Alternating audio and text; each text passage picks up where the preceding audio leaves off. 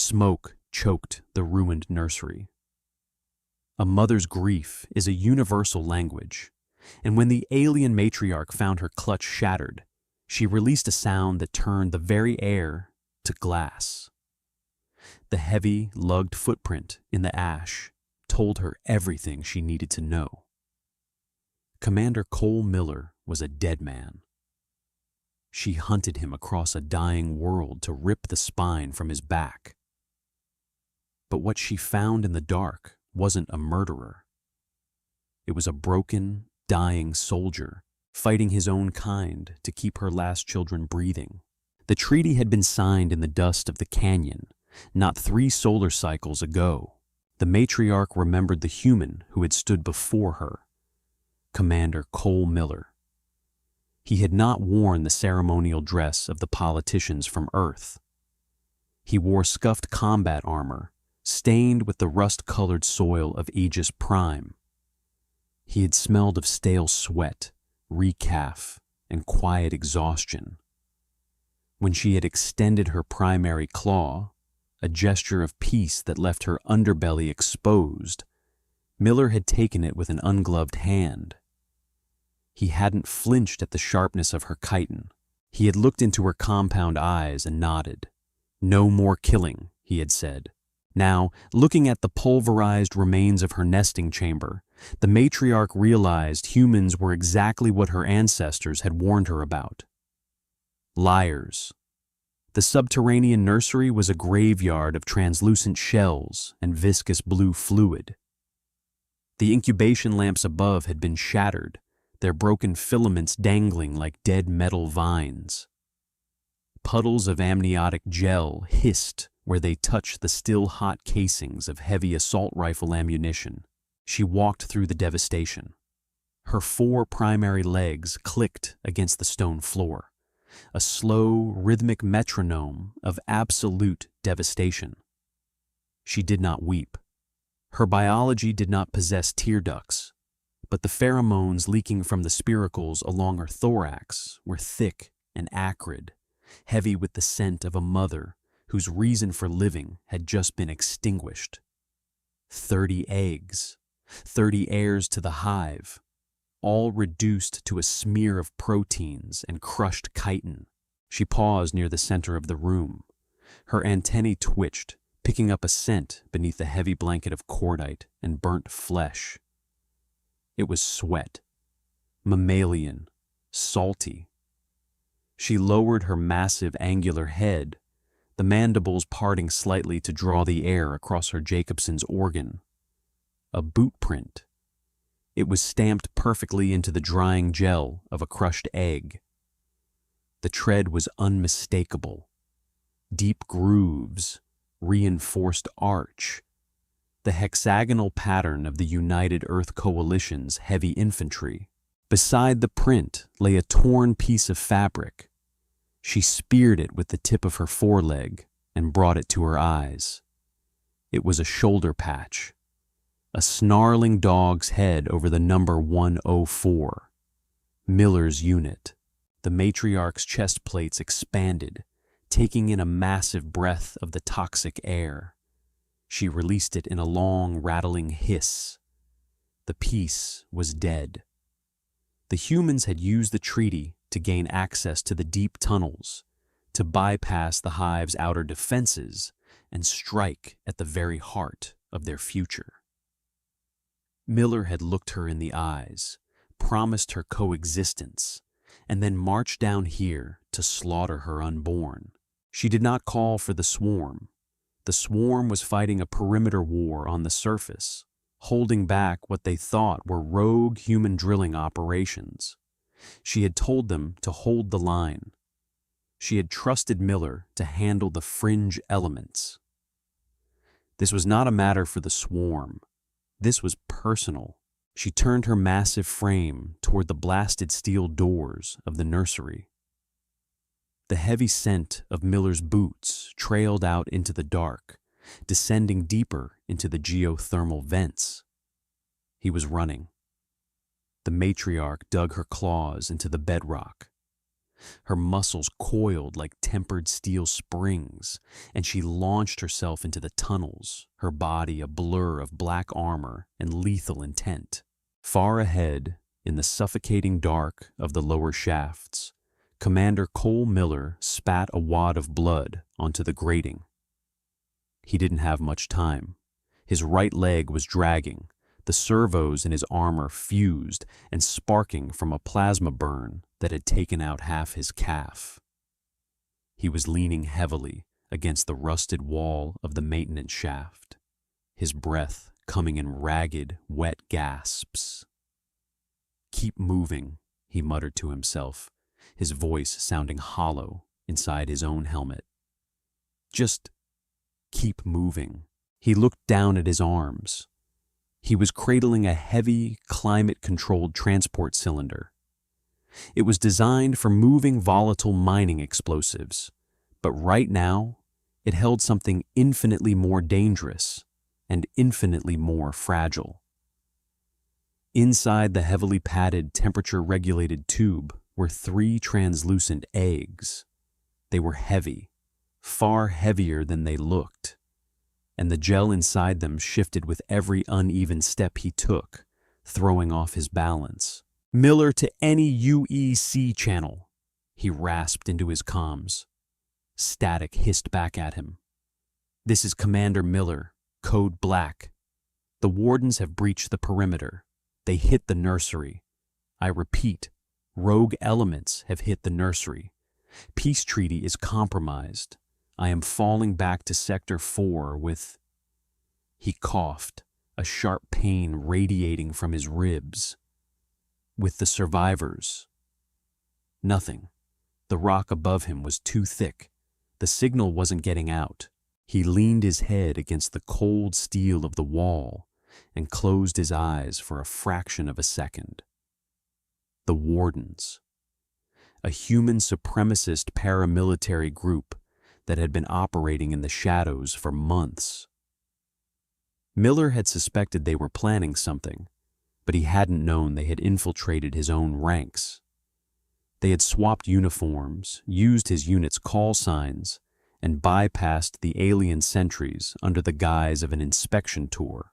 By the time Miller realized what was happening and chased them down into the dark, it was too late. He had walked into a slaughterhouse. He had managed to shoot 3 of the bastards in the back before they realized he was there. In the chaos, he had ripped the transport cylinder from the hands of a warden demolitions expert, securing the last 3 eggs they were trying to steal for black market bioweapons research. Now, he was being hunted, not by the aliens who didn't even know what was happening down here, but by his own species. A sharp crack echoed through the tunnel behind him, the sound of a heavy boot stepping on dried chitin. Miller's eyes snapped open. Adrenaline, cold and sharp, flooded his system. He pushed off the wall, gritting his teeth against the searing agony in his leg, and hauled the cylinder tighter to his chest.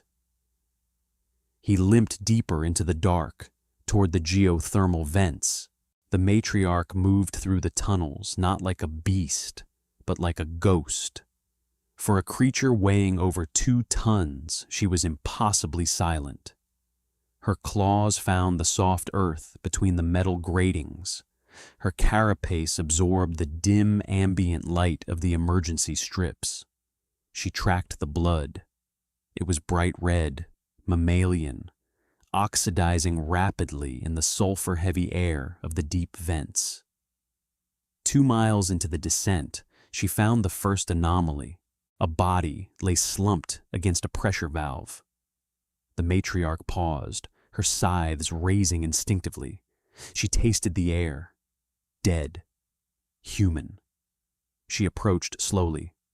The human was wearing the armor of the 104th Infantry, but the helmet was off. She nudged the body with a foreleg, turning him over. The man's chest was blown open. The matriarch's mandibles clicked in confusion. The wound was not from a scythe, nor was it the corrosive acid burn of a hive defender. It was a massive ballistic exit wound, A human weapon had done this, a shotgun fired at close range. Why would Miller kill his own men? She stepped over the body, her instincts buzzing with conflicting data. Further down the tunnel, she found another. This one was missing half his face, a clean sniper round having punched through his visor. Again, human weaponry. The blood trail she was following, the heavy dragging footprints, continued past the bodies. Whoever was leaving that trail was the one doing the killing. Miller. She pressed on, the heat of the geothermal vents beginning to warp the air ahead. The temperature was rising rapidly, pushing past 40 degrees Celsius. The humans would be suffocating in this heat, their primitive cooling suits failing under the strain. The tunnel opened up into a massive, cavernous thermal exchange chamber. Boiling water roared through iron pipes the size of starships, and deep pools of magma cast a violent orange glow across the rock walls. The matriarch clung to the shadows near the ceiling, her multi-jointed legs anchoring her to the stalactites. She looked down into the chamber. There were 5 humans. They were spread out in a tactical formation, moving cautiously toward a heavily fortified maintenance shack, sitting on a raised platform over a magma pool. "Spread out," one of the humans barked. He wasn't wearing standard UEC armor. His gear was painted matte black, devoid of any insignia. "He's cornered. The tracker says the cylinder is in that shack." "He took out Davis and Sullivan," another voice chimed in, tight with fear. "Miller's a ghost, boss. We shouldn't have—" "Shut up," the leader snapped. "He's one man with a blown leg. He's out of stims and out of time. We secure those eggs, we burn the shack, and we tell the coalition the bugs did it. Humanity goes to war, the bugs get wiped out, and we get paid. Move up." The matriarch hung motionless. The translation implant wired into her auditory cortex fed the human language directly into her brain. Miller, he was in the shack. And these men, they were not his. They were the ones who had destroyed her nursery. They had come to steal the survivors. Inside the shack, Cole Miller lay on his back, staring at the rusted ceiling. He had propped the transport cylinder in the corner behind a heavy steel workbench. The 3 eggs inside pulsed with a faint, bioluminescent blue light. They were warm. They felt alive. Cole ripped a medical dressing from its plastic wrapping with his teeth. His hands were shaking violently. Blood loss. He jammed the dressing into the gaping hole in his side, right just beneath his rib cage. A warden had winged him with a heavy slug during his retreat. He didn't scream. He just bit down on his lip until he tasted copper. He checked his rifle. The magazine read 04. 4 rounds. His sidearm had 2. He had a single fragmentation grenade clipped to his belt. 6 bullets. 1 boom. 5 guys outside. "Math was never my strong suit," he whispered. He pulled himself up, leaning against the doorframe of the shack. The heat was unbearable. Sweat stung his eyes, blurring his vision. He could hear them moving up the metal ramp.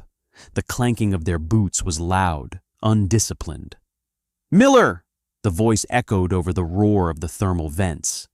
"It's over. Toss the cylinder out and we'll make it quick." Cole laughed, a wet, rattling sound that ended in a cough. "Go to hell, Mercer." "You're a traitor to your own race, Cole," Mercer called back. "Dying for a bunch of overgrown cockroaches. They'd eat you if they had the chance." "They have better table manners than you," Cole yelled back. He leveled his rifle, resting the barrel on the edge of the doorframe. He took a breath, letting it out slowly, trying to steady his hands. He thought about the matriarch. He thought about the treaty. He thought about the look in her eyes when she had trusted him. He had promised her peace. He had failed, but he wasn't going to let these scavengers take the last of her bloodline. "Come and get 'em," Cole whispered. He leaned out and fired twice. Crack, crack. A warden on the left side of the ramp dropped. A neat hole punched through his visor. 4 left. Return fire was instantaneous. The wall of the shack disintegrated under a hail of armor-piercing rounds. Cole threw himself backward as metal shrapnel and hot lead tore through the air where his head had just been. He hit the floor hard, knocking the wind out of his lungs. "Suppressing fire! Move up!" Mercer yelled. Cole crawled toward the workbench. The cylinder was humming quietly.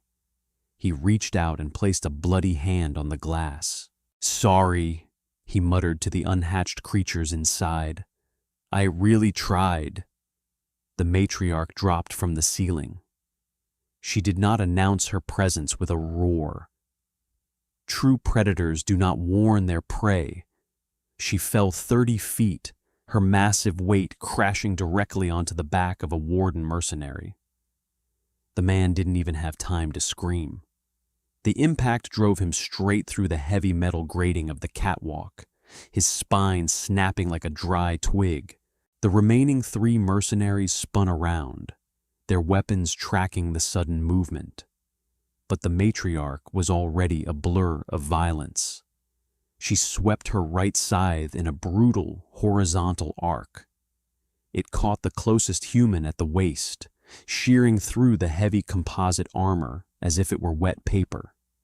The top half of his body separated from the bottom in a spray of crimson. "Contact! Bug! Huge fucking bug!" one of the survivors screamed, backpedaling wildly. He opened fire. Heavy automatic rounds sparked harmlessly against the matriarch's thick frontal carapace. She stepped into the gunfire, lowering her head, letting the bullets deflect off her reinforced crown. She lunged, pinning the man against a steam pipe. The pipe ruptured under the force of her strike, engulfing them both in a cloud of scalding white vapor. The human's screams were cut short by the sickening crunch of mandibles closing around his helmet. Mercer, the leader, was the only one left on the ramp. He stared in absolute terror at the demon of chitin and shadow emerging from the steam. He dropped his rifle and unslung the heavy incendiary launcher from his back. He didn't aim at the matriarch. He aimed at the door of the shack. "Burn, you freaks!" Mercer screamed, pulling the trigger. Inside the shack, Cole heard the distinct thump of the incendiary launcher. Time seemed to slow to an agonizing crawl. He knew that sound. A white phosphorus shell. It would hit the shack, detonate, and burn at 3,000 degrees. It would melt the steel. It would melt him, and it would boil the eggs inside the cylinder in seconds. Cole didn't think. He didn't weigh the tactical options. He threw himself over the workbench. He wrapped his arms around the heavy transport cylinder and curled his entire body into a tight ball, putting his heavily armored back toward the door.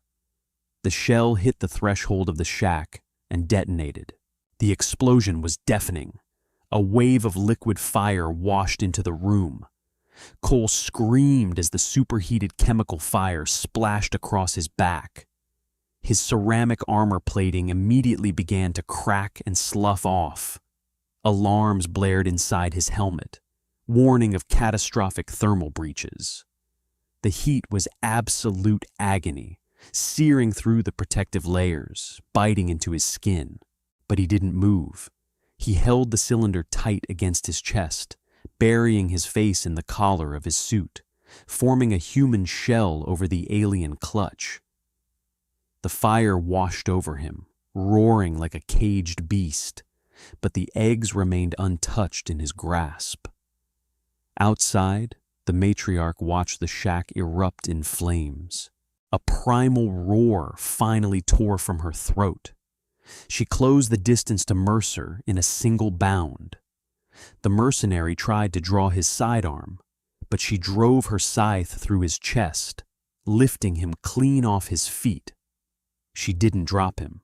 She tore him apart with her bare forelegs, discarding the pieces into the roaring magma below. The threat eliminated, she turned her attention to the burning shack. The flames were dying down, the phosphorus having consumed all the available oxygen. The metal walls were glowing a dull, angry red. The matriarch stepped cautiously through the ruined doorway. The air was thick with the smell of burning synthetic rubber and roasting meat. She expected to find the melted remains of her children. Instead, she saw the human. Cole Miller was curled in the corner. His armor was blackened and fused to his body. Smoke drifted lazily from his shoulders and back. He wasn't moving. The matriarch approached slowly. She reached out with a trembling foreleg and gently touched his shoulder. Cole groaned. It was a weak, wet sound. With agonizing slowness, he uncurled. The skin on his face was blistered, his eyes barely open. He looked up at the towering alien nightmare looming over him. He didn't reach for his gun. He just let out a long, shuddering breath. His arms, badly burned and trembling, pushed the heavy transport cylinder forward. It slid across the grated floor and bumped against the matriarch's primary claw. The blue light from the cylinder illuminated the dark room. Inside, the 3 eggs pulsed steadily. Safe. Whole. Cole looked up at the matriarch. His lips cracked as he tried to form words. "I kept my promise," he whispered. His eyes rolled back, and he collapsed sideways, hitting the iron floor with a heavy, lifeless thud. The matriarch stared at the human. She looked down at her eggs, then back at the bleeding, broken man who had sacrificed his own flesh to shield them from the fire of his own kind. The humans were liars. They were violent, unpredictable, and treacherous. But this one was different. She knelt beside Cole. She placed her massive head near his chest. She could hear the faint, erratic flutter of his heart. He was dying. The matriarch reached down. She didn't use her scythes. She used the delicate, multi-jointed manipulator claws near her mandibles. With surprising gentleness, she hooked them under the straps of Cole's tactical harness and lifted him off the ground. She tucked him securely against her thorax, right beneath her hardened breastplate.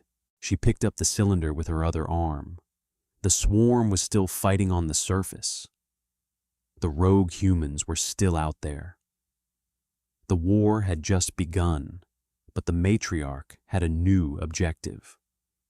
She turned and began the long climb back up the shaft.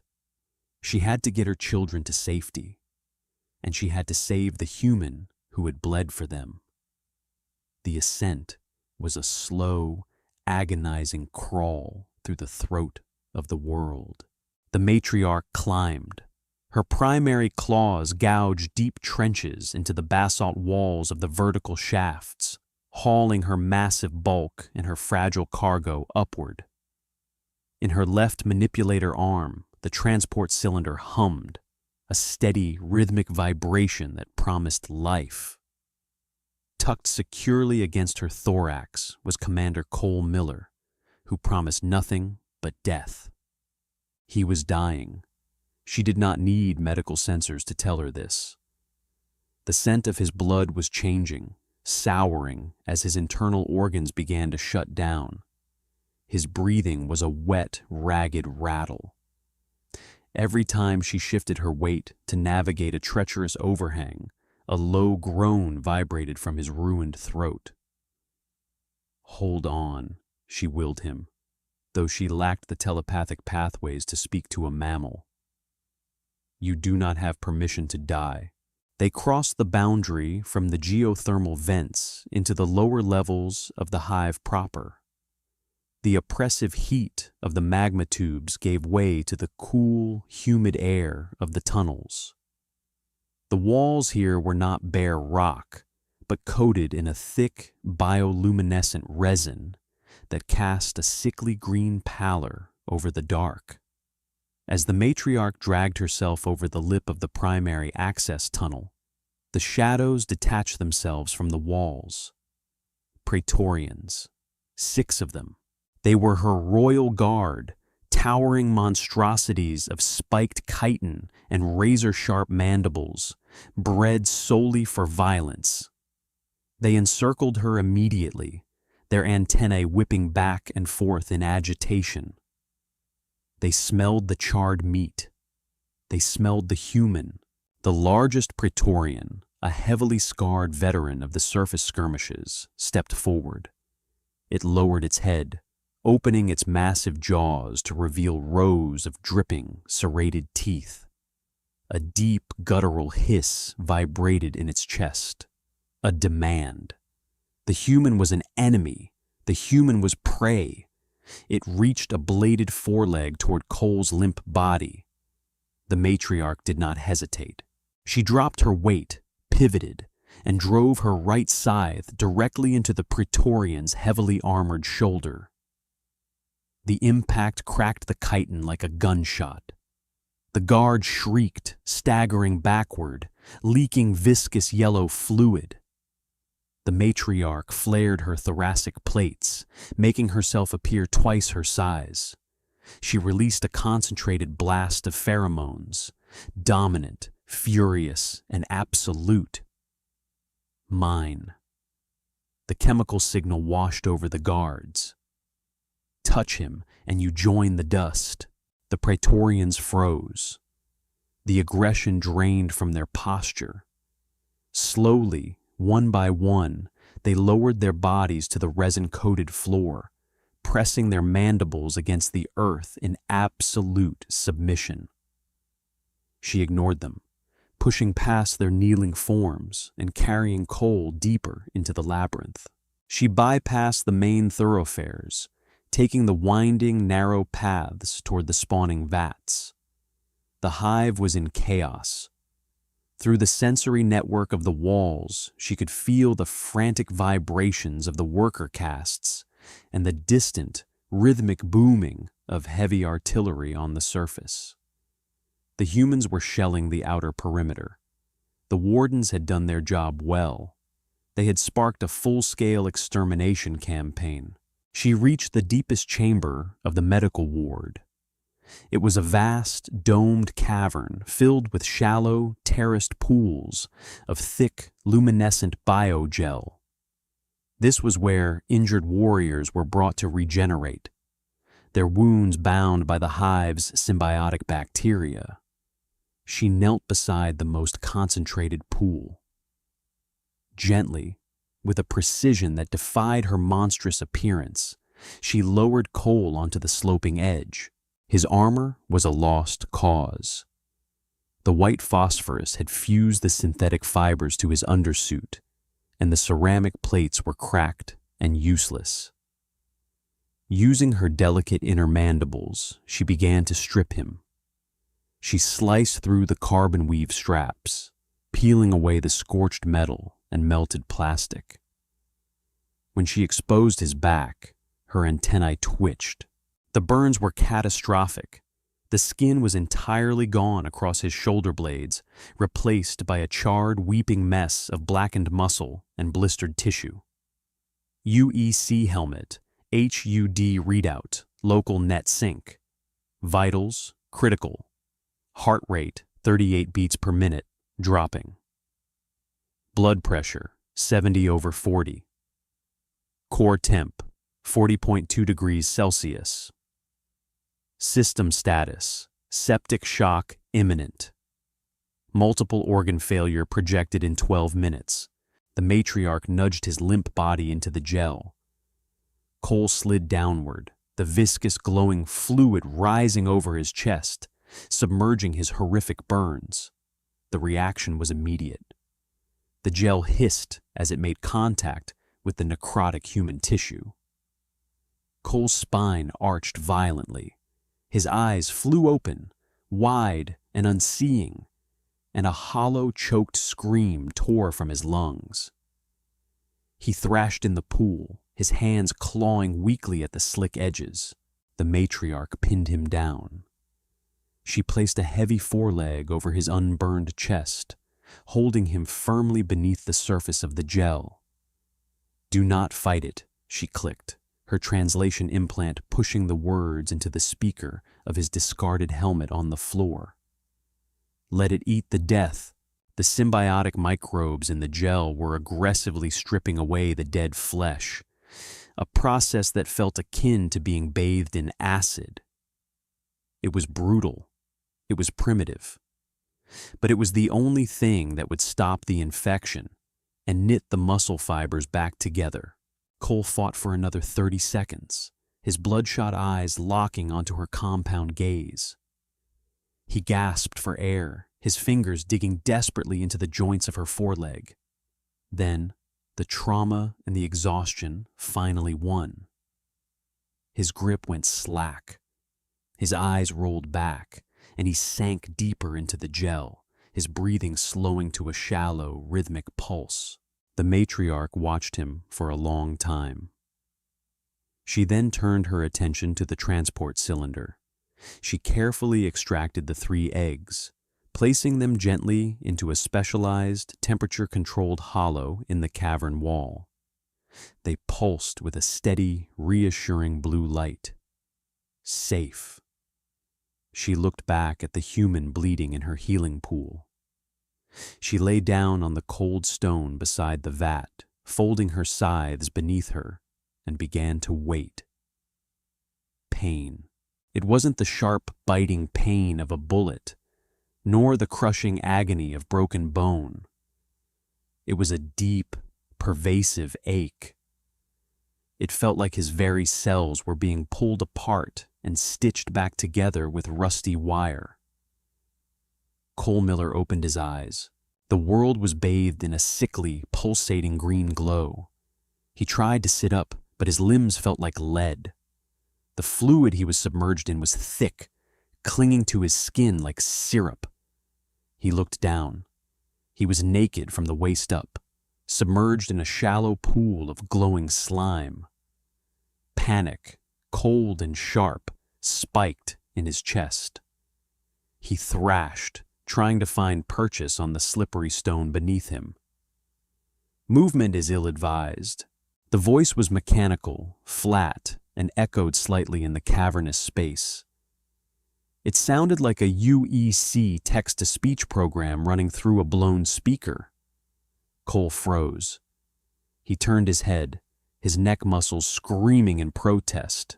Sitting massive and still at the edge of the pool was the matriarch. In the dim light, her black carapace absorbed the green glow, making her look like a void cut into the shape of a nightmare. Her compound eyes were fixed on him. Sitting on a rock near her front claws was his battered UEC helmet. The voice was coming from its external speakers. Memory hit Cole like a freight train. The treaty, the betrayal, the dark descent, Mercer, the white phosphorus. He instinctively reached for his side. The jagged bullet wound was gone. In its place was a thick, hardened patch of gray, leathery tissue. He reached over his shoulder. The agonizing burns were covered in the same tough, fibrous scarring. It felt numb, deadened, but the blinding pain was gone. You healed me," Cole rasped. His throat felt like it was coated in sand. "Your flesh is fragile," the synthetic voice replied from the helmet. The necrosis was spreading. The biopool consumed the dead tissue, and secreted a rapid coagulating protein lattice. You will scar. You will not die. Cole leaned back against the edge of the pool, letting out a long, ragged breath. He dragged a hand down his face, wiping away the thick slime. I guess I should say thank you.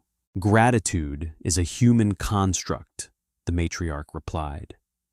She shifted her massive bulk, the sound of her joints clicking like heavy machinery in the quiet room. I operate on debts and ledgers. You protected the clutch with your own body.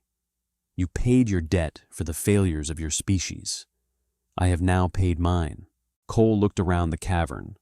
His eyes fell on the 3 translucent eggs, glowing softly in a hollowed-out alcove across the room. He let out a bitter chuckle. 3 out of 30. Not exactly a fair trade. The matriarch's mandibles clicked rapidly, a sound Cole recognized as agitation. It is enough. The lineage continues. Cole fell silent. He stared at the ceiling, watching the glowing condensation drip into the pool. My men, dead, the matriarch stated bluntly. All those who entered the lower shafts have been eliminated, either by your hand or by mine. Cole closed his eyes. The faces of his squad flashed behind his eyelids. Davis, Sullivan, good men, dead because they followed him into a meat grinder, murdered by their own people in the dark. The ones who did this, Cole said, his voice dropping to a low, dangerous gravel. The wardens, where are they?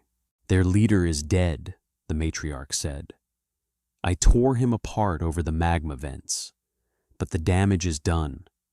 The human army above believes my swarm broke the treaty.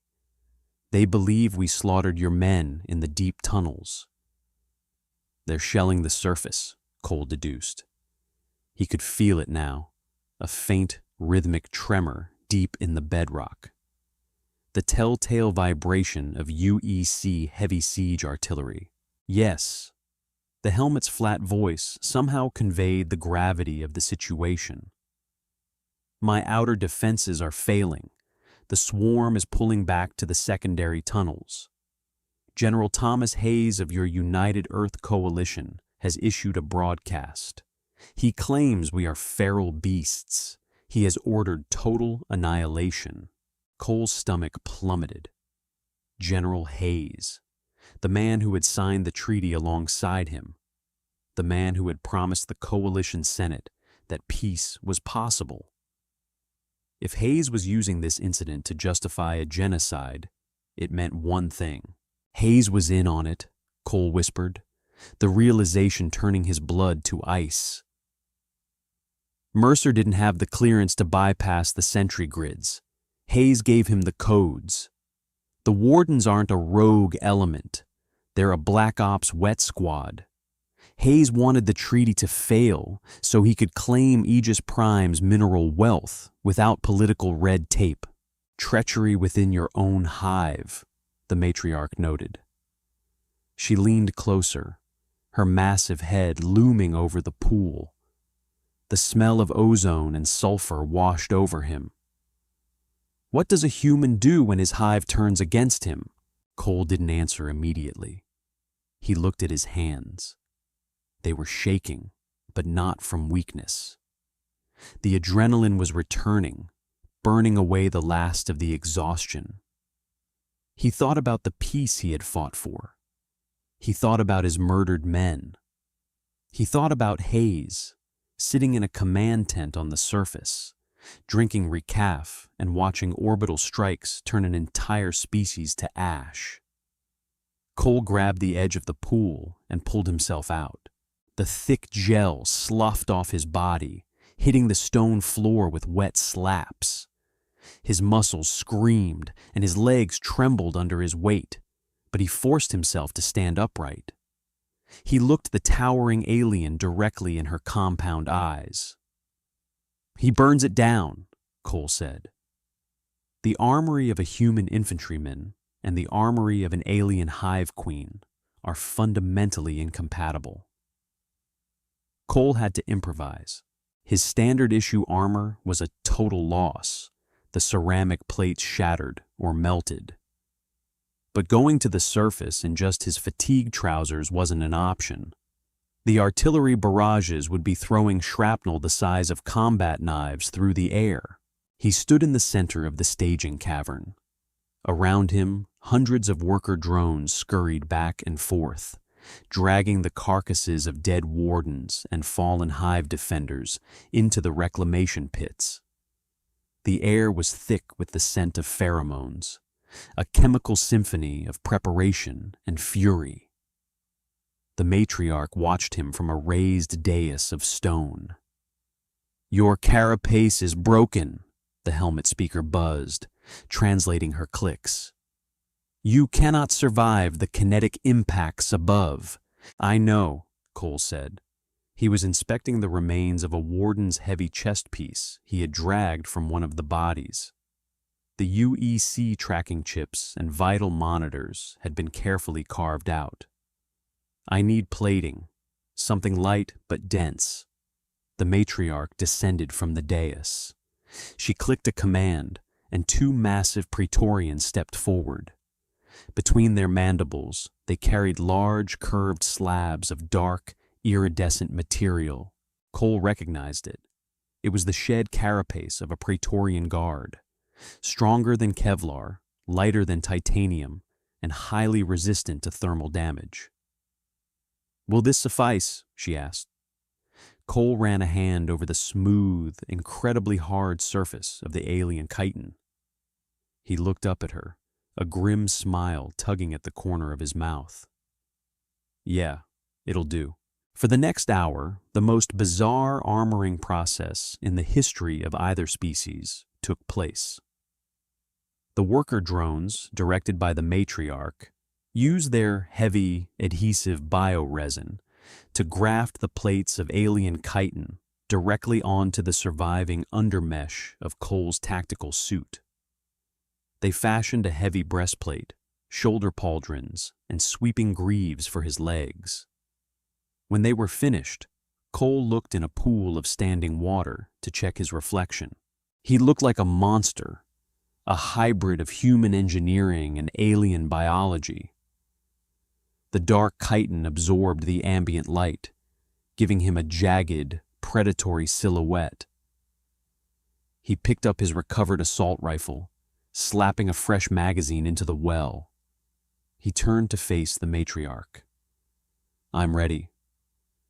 "General Hayes controls an army of 10,000, she stated.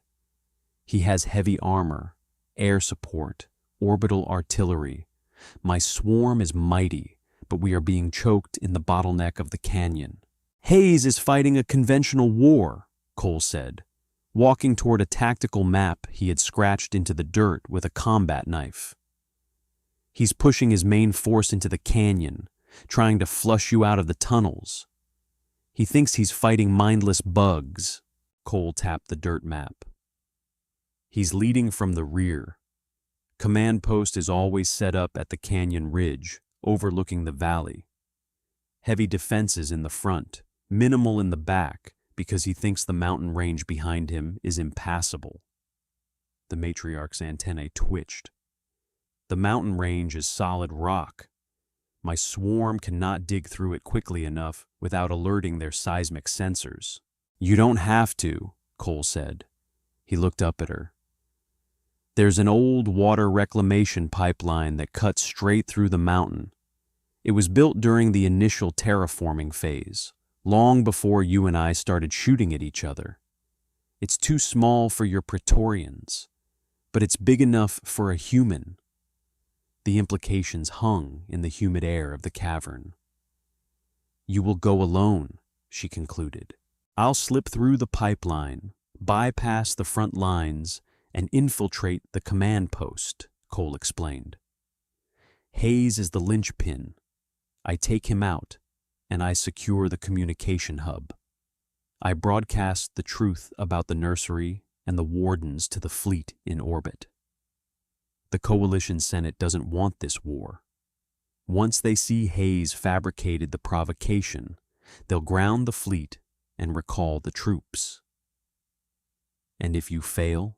If I fail, you bring the mountain down on them, Cole said coldly. But I need a distraction. I need you to hit their front lines with everything you have.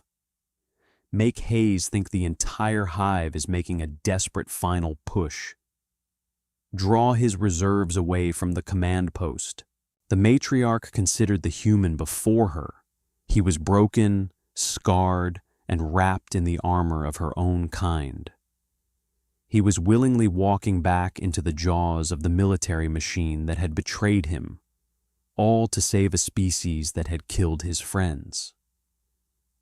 "You are an anomaly, Commander Miller," she said. "Just stubborn," Cole muttered, slinging his rifle over his back. He walked toward the tunnel that led to the old, terraforming access shafts. Before he stepped into the dark, he turned back. "Keep them safe," he said, gesturing vaguely toward the chamber where the 3 eggs were hidden. "I will," the matriarch promised. She rose to her full, terrifying height.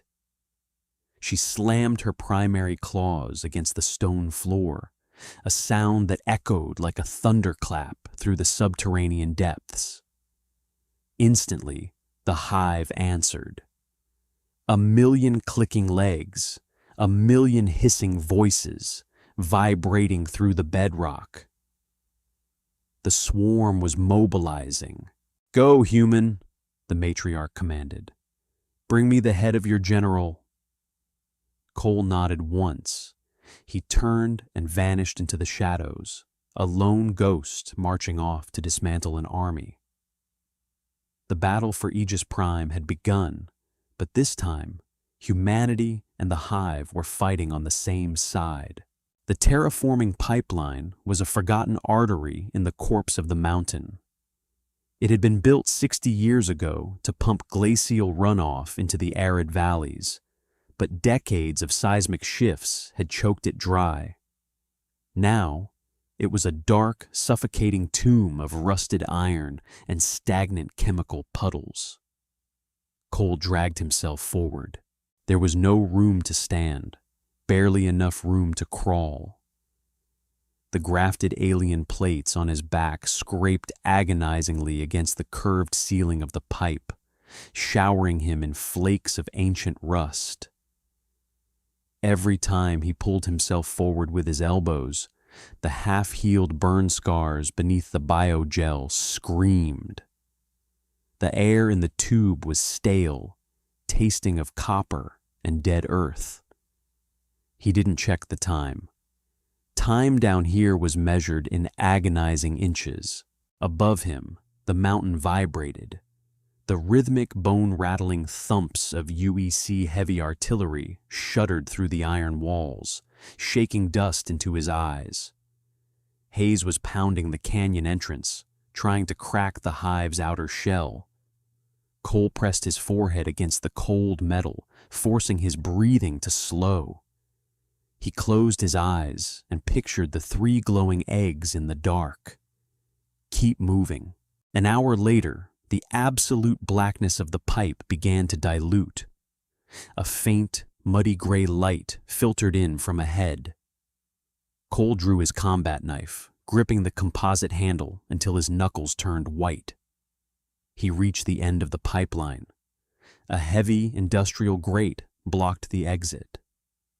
Peering through the thick iron slats, Cole looked down upon the UEC command staging area.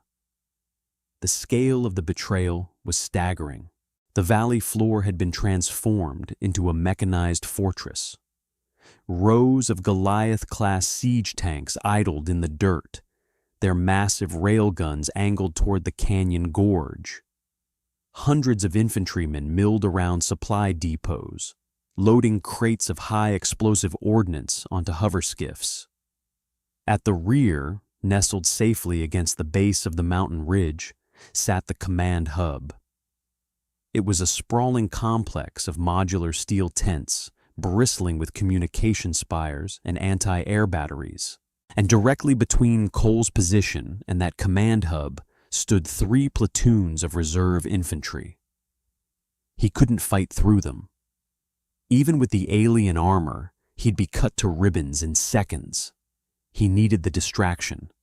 He checked his rifle, slid the bolt back, waited. 10 minutes passed. The artillery continued its relentless rhythm. The human soldiers down below were relaxed, smoking recaf cigarettes, leaning against armor plating. They thought this was a mop-up operation. They thought they were the apex predators. Then the canyon screamed. It wasn't a sound of pain. It was a sound that bypassed the auditory cortex and triggered the primal lizard brain terror in every mammal within a 10-mile radius. It was a million chitinous legs striking stone in unison. It was the collective fury of the hive. The artillery barrage faltered. Over the roar of the engines below, Cole heard the panicked shouts of the forward spotters broadcasting over the open radio nets. "Movement! Multiple contacts! God, thousands of them!" The valley entrance erupted. A tidal wave of black armor and razor-sharp mandibles spilled out of the gorge, absorbing the concentrated fire of the human front lines without breaking stride. The matriarch hadn't sent a disorganized swarm. She had sent a tactical spearhead. Massive, heavily armored siege beasts formed a living phalanx, their thick frontal carapaces deflecting railgun slugs, while smaller, faster worker castes scrambled over their backs to close the distance. The UEC front lines buckled. Tanks fired point-blank into the surging mass, turning the earth into a meat grinder, but for every alien that fell, 3 more took its place. Alarms wailed across the command post below Cole. "Reserves! Move up! All reserve units to the front!" a voice bellowed through the base megaphones. The 3 platoons standing between Cole and the command tent scrambled, grabbing their weapons and rushing toward the canyon mouth. The rear flank was left bare, completely exposed as the human military machine pivoted to face the apocalyptic threat at its front door. Cole kicked the iron grate. The rusted bolt snapped. He slid out of the pipe, dropping 15 feet into the shadows of a fuel depot. He was in. He moved like a nightmare. The alien chitin grafted to his tactical suit absorbed the harsh glare of the halogen floodlights. When he sprinted between the rows of modular barracks, he didn't look like a soldier. He looked like a shadow detached from the rock.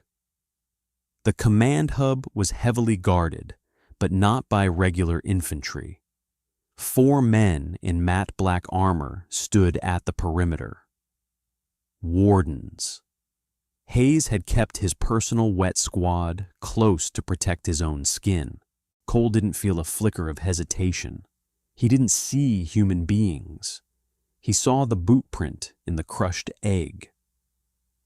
He flanked the first guard, emerging from the blind spot behind a generator stack. He didn't use his rifle. It was too loud. He grabbed the back of the warden's helmet, yanked his head backward to expose the soft seal of the neck joint, and drove his combat knife to the hilt. The man convulsed once and went limp. Cole lowered him silently to the dirt. The second guard turned at the faint sound of scuffing boots. He opened his mouth to shout, bringing his submachine gun up. Cole lunged. He didn't punch. He used the jagged edge of the Praetorian plate grafted to his forearm, swinging it like a machete. The hardened chitin cleaved through the warden's Kevlar weave and shattered his collarbone, driving him into the dirt. Cole crushed the man's windpipe beneath his boot before he could draw a breath to scream. 2 left. They were standing by the airlock of the main command tent. their backs to the chaos unfolding in the valley. Cole unclipped the single fragmentation grenade from his belt. He pulled the pin, cooked it for 2 seconds, and tossed it under a hoverskiff parked 20 yards to their left. The explosion tore the skiff apart in a shower of burning plasma. The 2 guards flinched, raising their weapons and stepping away from the door to investigate the blast. Cole broke cover. He crossed the distance in 3 massive strides, tackling the closer guard through the heavy vinyl blast doors of the command tent. They crashed into the sterile, brightly lit interior, tearing the doors off their tracks.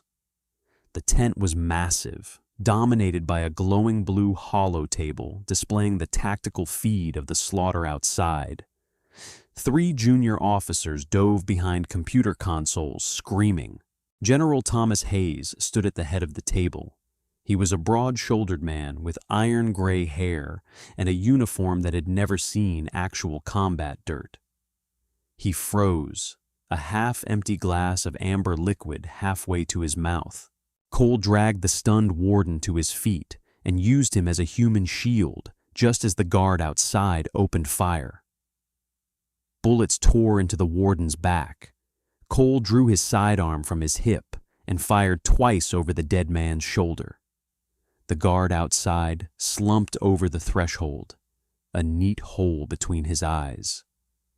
Silence slammed back into the room, broken only by the hum of the servers and the distant muffled sounds of the war outside. Cole dropped the dead warden. He stepped fully into the light. Hayes stared at him. The general's eyes tracked over the charred, melted remnants of Cole's UEC uniform, up to the terrifying jagged plates of black alien armor bolted to his flesh. "Miller," Hayes breathed, the color draining from his face. You're supposed to be dead." "I got better," Cole said.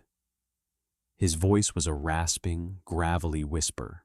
He walked toward the hollow table, keeping his sidearm leveled at Hayes's chest. The junior officers stayed huddled on the floor, their hands over their heads. "Stand down, Commander," Hayes ordered, finding a shred of his authoritarian bark. "You're committing treason. You have no idea what you're interfering with." "I know exactly what I'm interfering with," Cole said.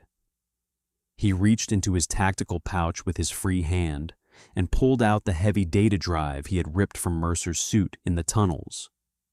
He slammed it onto the command console, driving the connection port into the system hub. Computer, Access Master Override, Voice Authorization, Miller, Cole, Sierra Echo 9. The console chimed. A progress bar appeared on the main screen. Uploading to Orbital Fleet Command. Hayes lunged for the console, but Cole snapped his pistol up, pressing the hot barrel directly against the bridge of the general's nose. Hayes froze. "You orchestrated the hit on the nursery," Cole said, his voice deadly calm. "You gave Mercer the bypass codes. You used my squad as a smokescreen, and then you had them slaughtered in the dark to start a war." Hayes swallowed hard, staring cross-eyed at the gun. But the cynical politician in him couldn't stay quiet. "It's a rock, Miller. Aegis Prime is a rock floating in space, but beneath that crust is enough iridium to power the Coalition core worlds for a century. The Senate wanted to hold hands and sing songs with giant bugs. They were going to zone 70% of the planet as a protected habitat. So you murdered unborn children to break a treaty." "They're insects," Hayes spat, his face flushing red with sudden, indignant rage. "They don't feel grief. They don't have souls. They are an obstacle.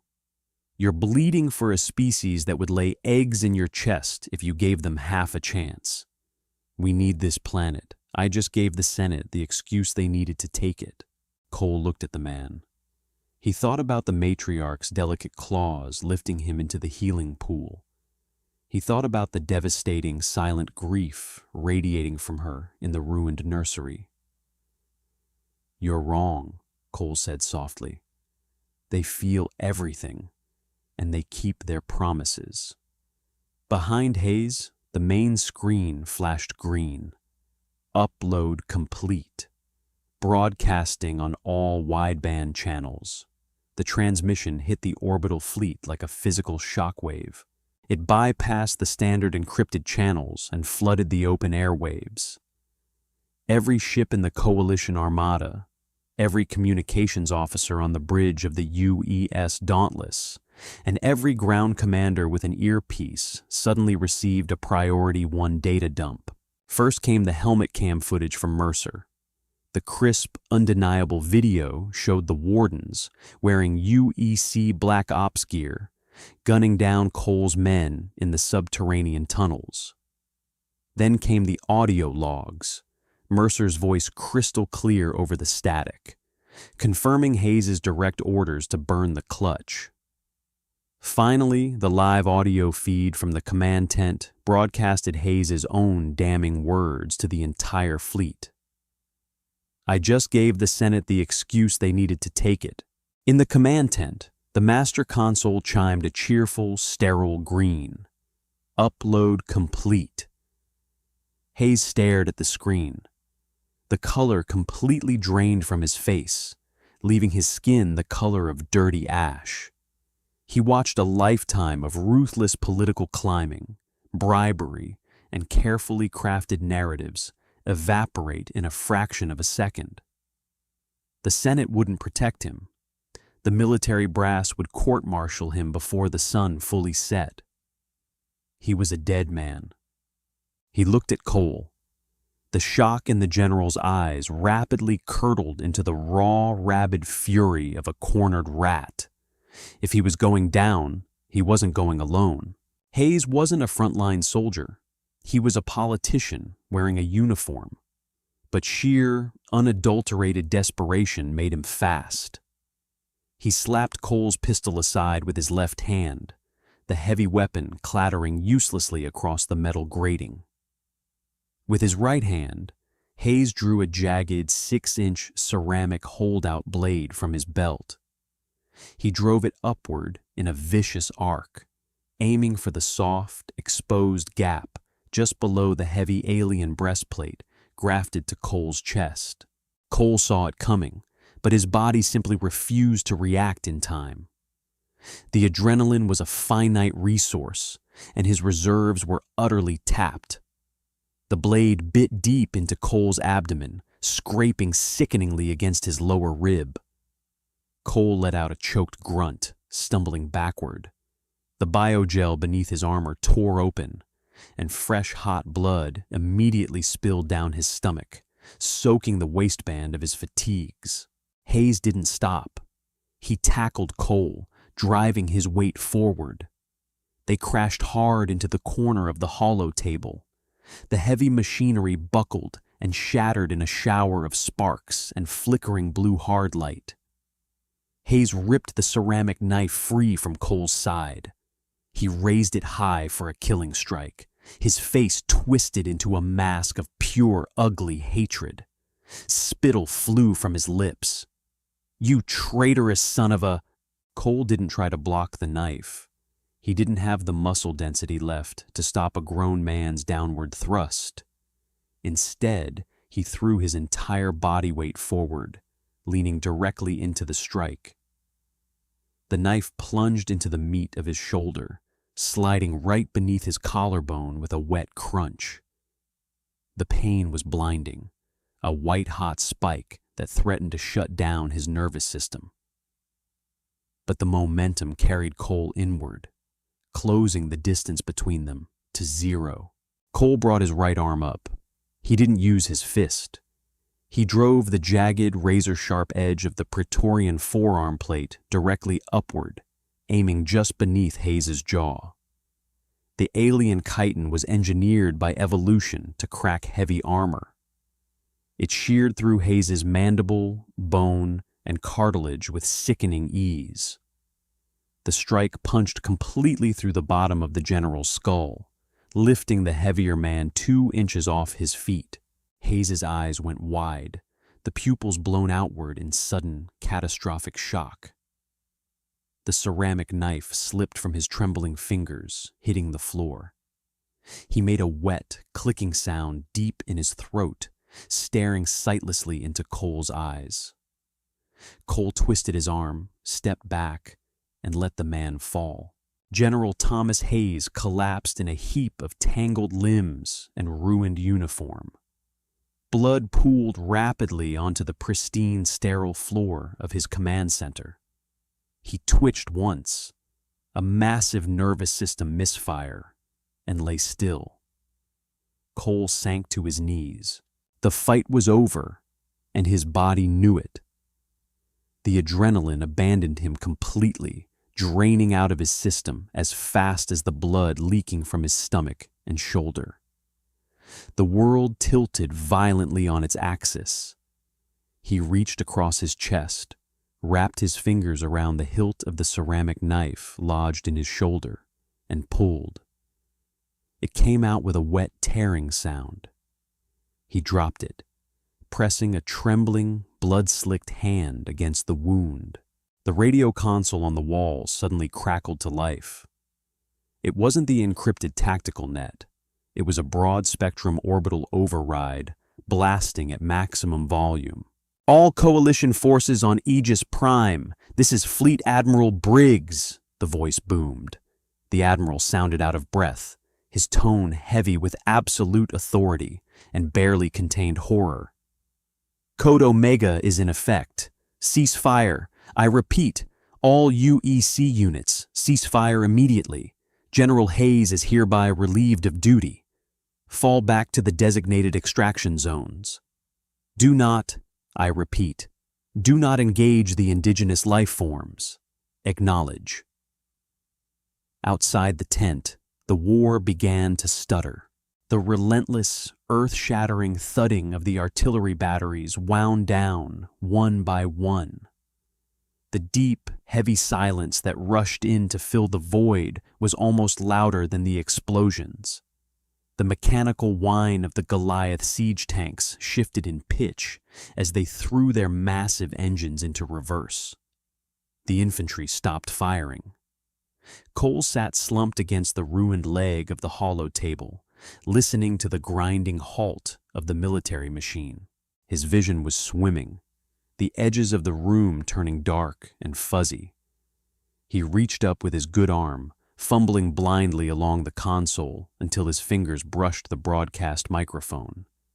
He pulled it down, his bloody hand smearing red across the gray plastic. "Briggs!" Cole wheezed into the mic. His voice was barely a whisper, broken and ragged. "This is Commander Miller, 104th Infantry." "Miller!" The Admiral's voice hitched. "Son, hold on. We're tracking your signal override. We have a heavy medevac team burning hard for the command tent right now." "Tell them," Cole coughed, tasting the unmistakable, metallic tang of his own blood. "Tell the Senate, the bugs didn't break the treaty. We did." "We know, Cole. We saw the feed. The whole damn fleet saw it. Just keep breathing, soldier." Cole let his fingers relax. The microphone dropped, swinging by its coiled cord and tapping gently against the metal wall. Tap, tap, tap. He turned his head slowly, looking out through the torn, ruined flaps of the blast doors. The sun was beginning to set over the canyon gorge, painting the jagged peaks in violent, bruising shades of crimson and gold.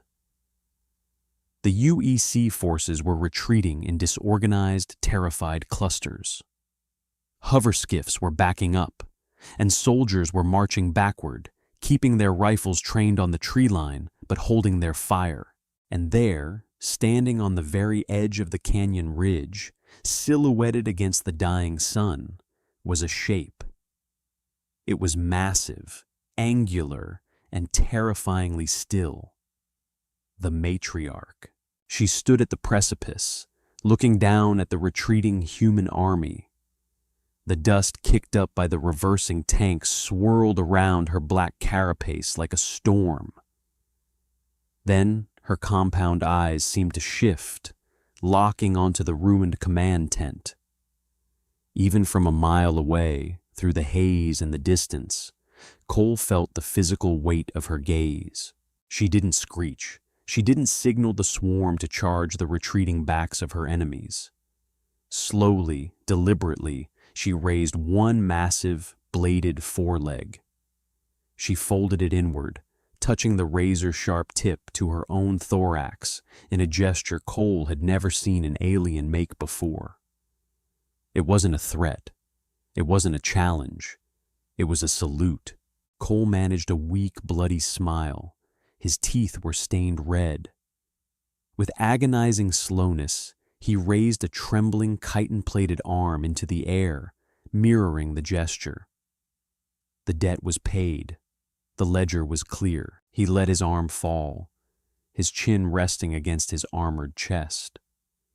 He closed his eyes, listening to the distant, rising scream of the approaching dropship engines cutting through the atmosphere. He didn't know if he was going to survive the night. He didn't know if the coalition would pin a medal on his chest or put him in front of a firing squad. He didn't know if humanity and the hive would ever truly find a way to share this rock. But down in the dark, miles beneath the dirt and the blood, tucked safely where the geothermal vents warmed the earth, 3 small hearts were beating. And for today, that was enough. Thank you so much for experiencing this journey with Commander Cole Miller and the Matriarch. If this gritty tale of sacrifice, betrayal, and unbreakable promises across the stars kept you on the edge of your seat, hit that like button. It's the best way to support the channel. Don't forget to share this video to spread the HFY love, and hit subscribe so you never miss our deep dives into the galaxy's darkest corners. Drop a comment below. What did you think of Cole's brutal alien armor? Keep surviving out there, and I'll see you in the next story.